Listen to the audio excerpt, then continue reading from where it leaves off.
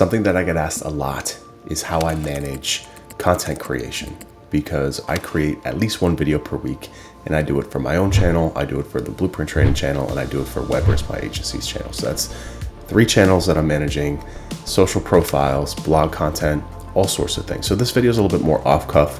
What I want to do is take you behind the scenes and show you our actual content production Asana board, and just kind of talk to you about the strategy for how we come up with content, how I manage it, and how I push it through.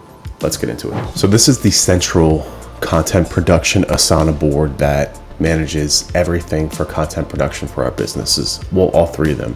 This is really important because we have video editing contractors, we have designers, we have writers, we have team members, we have so many people in this across 2 different companies. So organization is key, staying on top of this stuff is key. But before I get into how I manage this, what I want to do is just start to talk about the beginning process of this, because if you don't have a singular form of long piece content that you can create, then the rest of this falls apart. You have to be able to create, and ideally, no, not even ideally, like you have to be able to create video in today's internet. If you want to be able to create content, you want to be able to stay ahead of the curve, you have to be able to create video. There's no other way around it. People don't read blogs anymore. I mean, I guess you could be really active on LinkedIn and stuff, but that's only going to take you so far. That's only one platform. Video allows you to create for multiple platforms. It also allows you to take it and turn it into a podcast. It also allows you to take a writer and turn that video into a blog post, which is exactly what we do. So you've got to be able to create one piece of longer form video content. Now, if you're not good on camera, you can't just set it up and film like this. What you got to be able to do is find somebody else to sit down and have a conversation with. This is exactly what my partner and I do at Weber's. We started a show called Lawyer Up and to the Right. Every week, 11 a.m., we sit down, we pick a topic, and we go back and forth and we talk about it for 10 to 15 minutes. And then now we have that content asset, that one topic that we can then turn into a video for YouTube. We can turn it into audio file for a podcast. And then we have a writer turn that into a blog post for the website. So that singular piece of content that takes 30 minutes, 15 minutes to film now gives us 3 different pieces of content that we can distribute. And then on top of that, we can then take that into sub bites and turn that into social content. And I'm not talking about like the Gary Vee model where you take it and clip it in some obscure clip of you sitting and talking, because nobody cares about that anymore. We've been media blindness to all these Hormozy and Gary Vee clips. But it allows you to then take little written pieces from it and put it on LinkedIn.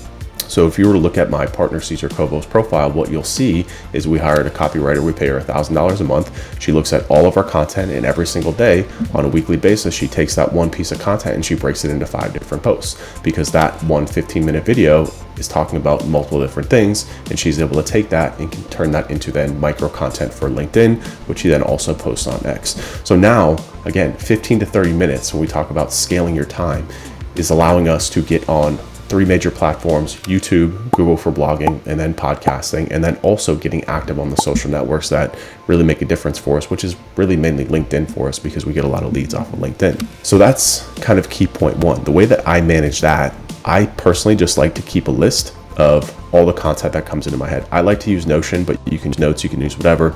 And the reason why this is really effective is because you can see I have these little emojis here. This dictates whatever channel I'm going to create for. So this is for Weber's School. This little money thing is for my personal channel.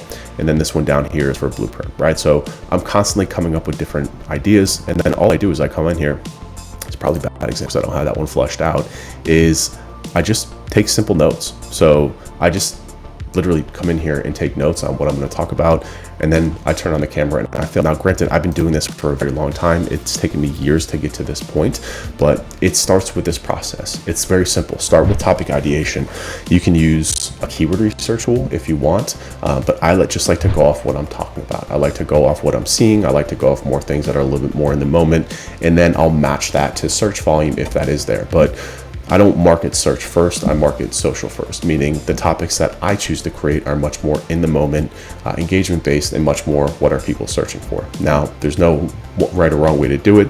I know a lot of people that have a lot of success, especially on YouTube, that take a keyword first approach, but it's just not the way my brain works, so that's not what I do. I like to talk about what I'm doing in the moment. It allows me to free flow a lot easier when I'm creating video content, so I don't have to have an exact script, because if I just talked about this with somebody, it's very easy for me to then create a video about it. So the things that I'm creating content around are usually things that I'm working on in that moment. And this has also created kind of a cool progression over the years. If you look at my YouTube channel, you can always see what I'm focused on at that time for, you know, a 90-day period based on the video content that I'm doing.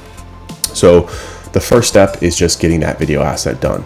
This is a list view of this. I'm a board view guy. I joke with my team all the time. There's two types of people in this world. There's list view people and there's board view people. I'm a board view person.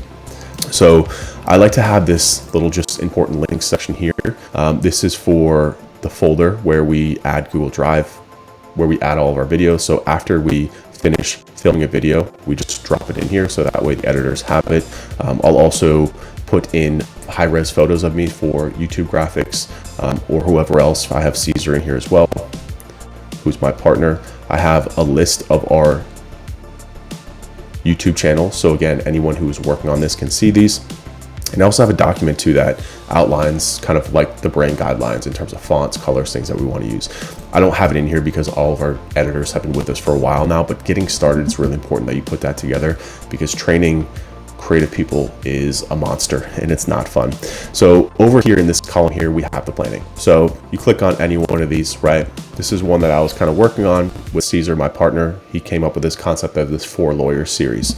So in here, what we have here is the project. So this is the channel. We actually have a 4th channel traffic projection tool as well that it's working on. So if it's Weber's, we just tag it. And why I like Asana is because it has the ability, if you come over here to customize, it allows you to add these custom fields. So this is where I added project, I added the platform that it's going on, YouTube, meta ads, etc. And then the type of content that it's going to be. If it's our podcast, if it's a live event from Blueprint. So I just list out all the different content types here. This is important because as we're working with these different editors and content writers, they now understand the context of where this content is going or where it's coming from. So when I click back in here, you can see this is for Weber's. It's going on YouTube and also eventually the website as well. And it is a OTS video. I'm not even exactly sure what that is. So you just put that in here. But you'll see some other ones in here. So on content marketing for law firms, this is starting as a podcast. Up and to the right is the name of the podcast. But what's cool about this is in the planning stage. So once we film it, we upload it to the file, right?